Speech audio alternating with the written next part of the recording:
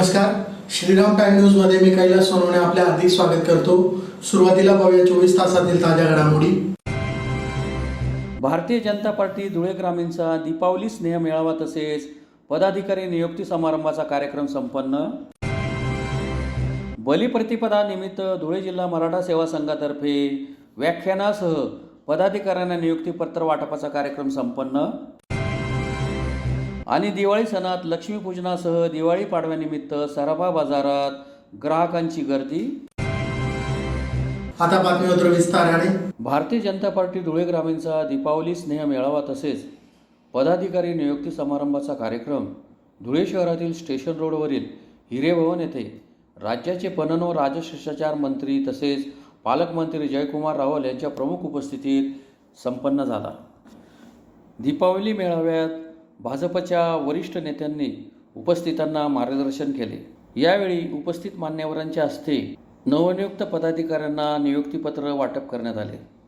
तसेच भारतीय जनता पार्टीचे ध्येय धोरण समजावून सांगून येणाऱ्या निवडणुकीत आता उमेदवार बिनविरोध निवडून आणा असे सांगण्यात आले। धुळे ग्रामीण भागात विरोधकच राहिले नाही, त्यामुळे उमेदवार बिनविरोध निवडून येतील असा मानसी व्यक्त करण्यात आला।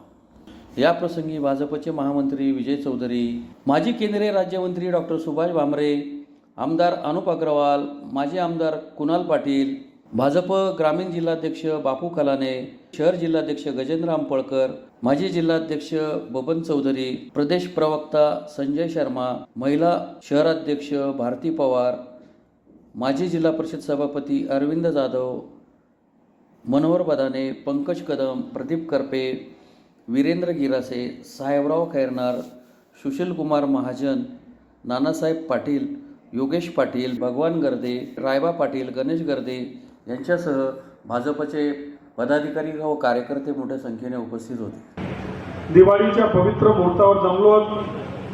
सर्वात प्रथम आपल्या सगळ्यांना दिवाळीच्या लाख लाख शुभेच्छा। हे वर्ष सुख समृद्धी भरभराटी घेऊन येऊ अशी मी जिल्ह्याचा पालकमंत्री या नात्याने प्रार्थना करतो। मला माहिती आहे पाऊस कमी पडला, जसं तसं करून धुळे जिल्ह्याचं नाव यादीमध्ये शेवटच्या दिवशी घातलं आणि जिल्ह्याच्या प्रशासनाला सीएसचा फोन आला,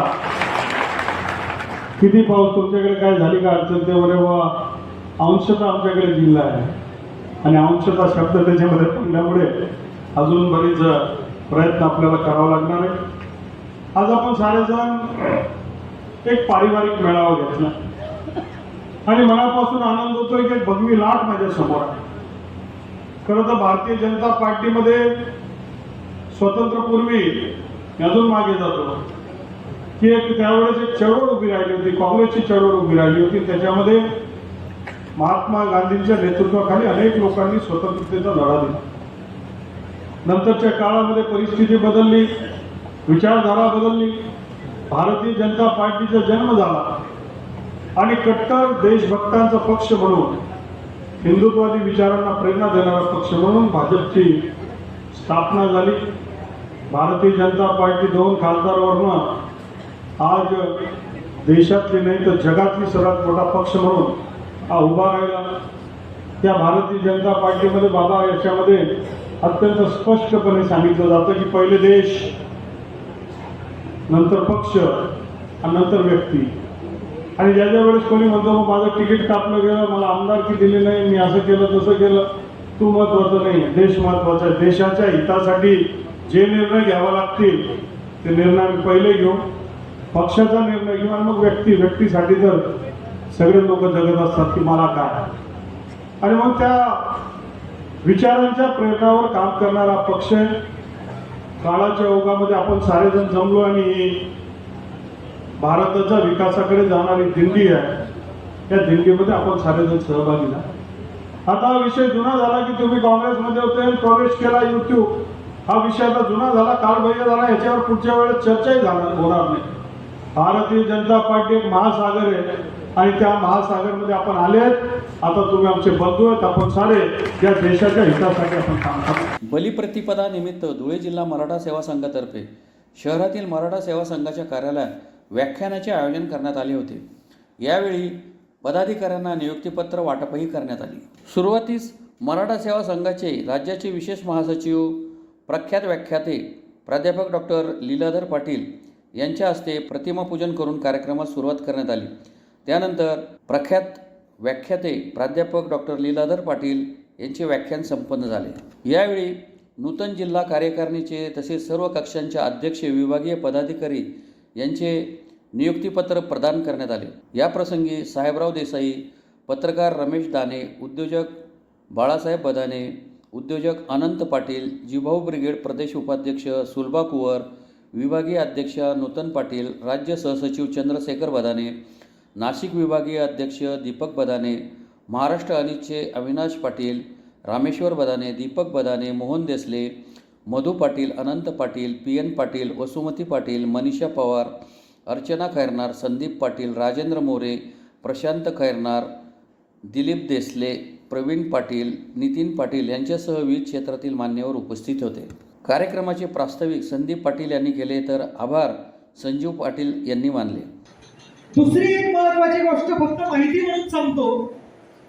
आज जगभरामध्ये राष्ट्रमाता राजमाता जिजाऊंची ही जी इमेज, जी प्रतिमा, ही घराघरामध्ये पोहोचवण्याचं काम आपण करतोय. तुमच्या माहितीसाठी सांगतो, ही जिजाऊंची इमेज सुद्धा मराठा सेवा संघाने तयार केली आहे.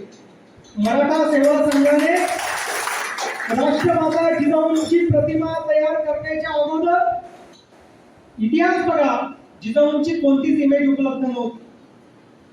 मग राधा माधव विलास चंपू या जयराम पिंटे नावाच्या कवीने लिहिलेल्या जिजाऊंच्या वर्णनाला अनुसरून सेवा संघाने ही इमेज तयार केली.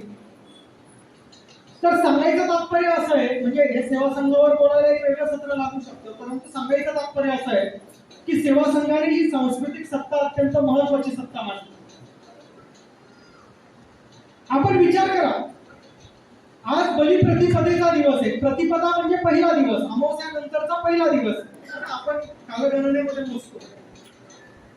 आणि राजमुद्रेमध्ये सुद्धा छत्रपती शिवाजी महाराजांचे असं म्हटलंय, प्रतिपक्ष चंद्रलेखे व प्रतिपदेच्या चंद्राप्रमाणे वाढत जाणारा. दिवाळी सणात लक्ष्मीपूजनासह दिवाळी पाडव्याचे महत्त्व आहे.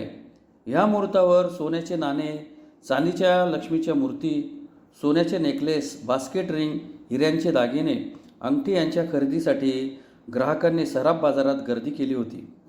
सोन्या चांदीच्या दरवाढीनंतरही शहरातील गंगाधर बाळाशेठ नाशिककर यांच्या पिढीवर ग्राहकांची गर्दी दिसून आली. सोने व चांदीच्या दरात कमी जास्त वाढ होत असली तरी याचा फारसा परिणाम दिसून आलेला नाही.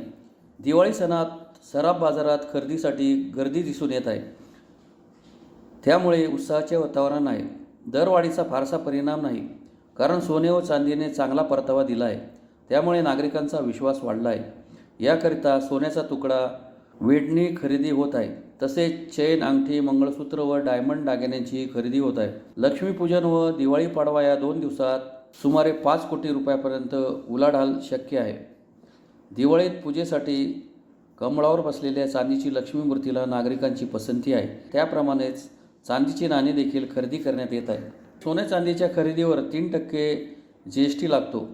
तो जास्त होतो अशी भावना आहे. त्यामुळे शासनाने याची दखल घेऊन 1 किंवा 2% GST करावा अशी अपेक्षा सामान्य नागरिकांसह सराफा पेढ्यांच्या मालकांनी व्यक्त केली आहे. आणि दिवाळीवर जास्त लक्ष केंद्रित असतं. गरीबातला गरीब पासून व्यापाऱ्यापासून तर श्रीमंतापर्यंत सर्वांच्या व्यवसाय मोठ्या प्रमाणात होतो. आज माझ्या व्यवसायाचं बोलायचं म्हटलं तर सोन्याचा हा जिव्हाळ्याचा प्रश्न आहे. परवाच धनतेरस झाली, काल आपलं लक्ष्मीपूजन झालं, आज पाडवा आहे, उद्या भाऊबीज आहे आणि येणारी देव दिवाळी आहे आणि त्यानंतर येणारा लग्नाचा विवाहाचा योग आहे. या सगळ्या गोष्टीला सोनं हे फार महत्त्वाचं आहे. सोनं हे आर्थिक दृष्ट्याने आणि अडचणीच्या पण कामाचं असतं, हा मान्य आहे. पण सोन्यात बघणारा रिटर्न हा खूप मोठ्या प्रमाणात आहे. Mutual fund, SIP, FD, gold saving bond खूप आपल्याकडे ऑप्शन्स आहेत. परंतु वस्तू बँकेत कागदावर न ठेवता अंगावर ठेवून वापरून त्याची हौस करून आणि त्याचे रिटर्न जास्त प्रमाणात देण्याची जी गोष्ट असेल त्याची आर्टिकल आहे ते फक्त गोल्ड ज्वेलरी. म्हणून आपण म्हणतो ना सोन्या चांदीच्या दुकानात गर्दी का? कारण त्यांना माहिती आपले पैसे खर्च होणार नाही, आपल्याला वापरता पण आणि त्यानंतर आपल्याला अडीअडचणीला नवीन करायला सुद्धा अडचण येणार नाही. आता या गोष्टीमध्ये जर आपण बघितलं तर सोन्याचा भाव 2016 सालापासून जर अभ्यास केला तर 25,000, 30,000 रुपये, 10,000, 40,000, 50 या पद्धतीत होता. त्यावेळेस मान्य केंद्र सरकारने, राज्य सरकारने 3% GST आकारला होता. मग हे जे आर्टिकल आहे त्याच्यात साधारणपणे 3% भाव वाढले, 60,000 झाले तरी 3%, 90,000 झाले तरी 3%, 1,20,000 झाले तरी 3%. तर संपूर्ण ऑर्डरच्या ग्राहक आणि व्यापारी यांचं केंद्र सरकार, राज्य सरकारला विनंती किंवा व्हॅल्यू वाढलेली आणि ही ॲसेट 3-3, 4-4 वेळा निर्मूळ करून नवीन केली तरी परत GST आहे. तर GSTबद्दल काही म्हणणं नाही, पण 3% हा जास्त होतो. आणि आता जर GST फेस्टिवल आहे आणि बऱ्याचशा गोष्टींवर मान्य सरकारने GST कमी केला आहे, पण ह्या गोष्टीवर जर 1% कमी केला, 2% GST ठेवला तर केंद्र सरकारचं रेव्हेन्यू पण कमी होणार, नुकसान होणार, पण ग्राहकांना त्याचं समाधान मिळेल आणि ग्राहक त्याच्याकडे अजून खरेदी विक्रीला मान्यता देतील. कारण इथल्या कॉन्टरवर जेव्हा आपण सेल विक्री करताना बरेचसे जण कंपल्सरी म्हणतात की आमच्याकडे GST तर 3% जास्त जातात म्हणून ते मागे पुढे होतात. तर 2% जरी घेतला तर केंद्र सरकार, राज्य सरकारचं नुकसान होणार नाही, कारण भाव 3-4 वाढलेले आहेत आणि त्याच्यात GST पण वाढणार. सरकारने त्याकडे लक्ष द्यावं. आणि आता रामराज्य आहे, पूर्ण भारतभरामध्ये BIS केअर आहे, ब्युरो ऑफ इंडियन स्टँडर्ड, 2 ग्रॅमच्या वरील ज्वेलरी ही आपल्याला केंद्र सरकारच्या ब्युरो ऑफ इंडियन स्टँडर्डमध्ये HUID केल्याशिवाय विकताच येत नाही. हा कायदा अनिर्वाय आहे. त्यामुळे कोणाची फसवणूक होण्याची शक्यता 99% नाही. त्यामुळे ग्राहक याच्यामध्ये पूर्णपणे सेफ झालेले आहे. आता जो चांगली ट्रीटमेंट देईल, जो चांगल्या योग्यतेने माल ठेवेल, व्हरायटीज ठेवेल, त्याचाच हा बिझनेस होणार आहे.